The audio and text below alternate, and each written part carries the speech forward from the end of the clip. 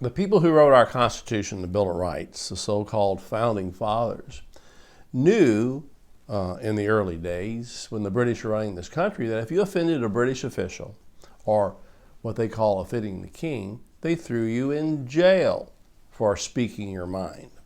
So when it came time to write the Constitution, certain of the Founding Fathers argued for a Bill of Rights. And the first amendment to the Bill of Rights was dealing with the freedom of expression, the right to free speech, because they knew they wanted the right to speak. But we don't honor that as much as we should in this country. In fact, I'm becoming very, very concerned that the left wing and the right wing are starting to merge on a certain kind of principle called we don't really like what people are saying, so we want to stifle it somehow. They give it all kinds of misnomers, political correctness, hate speech or whatever, but you don't have a right to speak if we don't like what you're saying. And then they label it hate speech or awful speech or speech that might offend. But the fellow who wrote the First Amendment, James Madison, said very clearly, he said, I wrote the First Amendment to protect the minority against the majority. And what he meant by that word minority is offensive speech. So-called beautiful speech, what normal people do on streets every day, is not something that people object to, is not really covered under the First Amendment. It is, but no one would object to it. It's offensive speech, which gets you to a case that we've become involved in at the Rutherford Institute with a fellow named Ken Weber. He's 28 years old. He drives a school bus in Oregon, and every day he drove his truck in and parked it in the parking lot of the bus company. And his father in 2009, several years ago, gave him a present. It was a big flag with a Confederate symbol on it with a huge word redneck on it. It's sat in that parking lot for 2 years. Well, one day one of the school officials drove by into the parking lot and he saw the flag. And he complained about it, so the bus company called Ken Weber and said, you got to remove the flag or we're going to suspend you, fire you, or whatever. He refused to remove it, and now he's been fired. We've talked to Ken Weber. He says he's not a racist. We believe him. He says, I'm just a redneck, and I'm proud of it.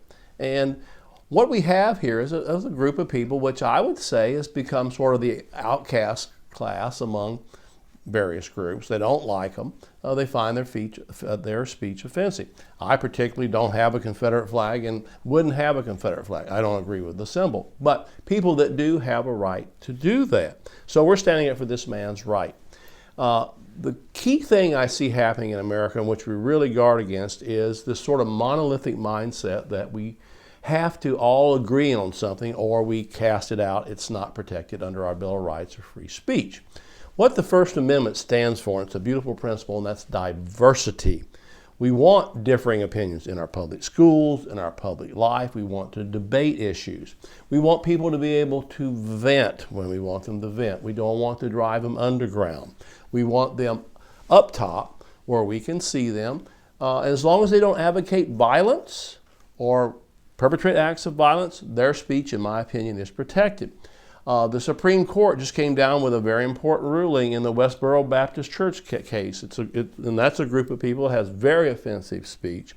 They say that God hates fags and American servicemen die because America approves of homosexuality. Well, the Supreme Court ruled even at military funerals, they have a right to free speech. I think that's an important ruling. What that case really is saying is that free speech is still alive. We don't have to agree with it, but we should be there to protect it. If offensive speech is not protected, in my opinion, sooner or later, no speech is going to be protected. You have to stand up for those that society doesn't like, because today's overclass, tomorrow can be the underclass. It can change over time. So we just want to be careful that we're not throwing the baby away with the bathwater in these cases, and promote diversity. You don't have to agree with them. If you don't like what someone's saying, debate it. If you see picketers picketing something that you don't like, get your own picket sign and stand by them across the street and peacefully disagree. That's what America's all about. Diversity, tolerance, freedom.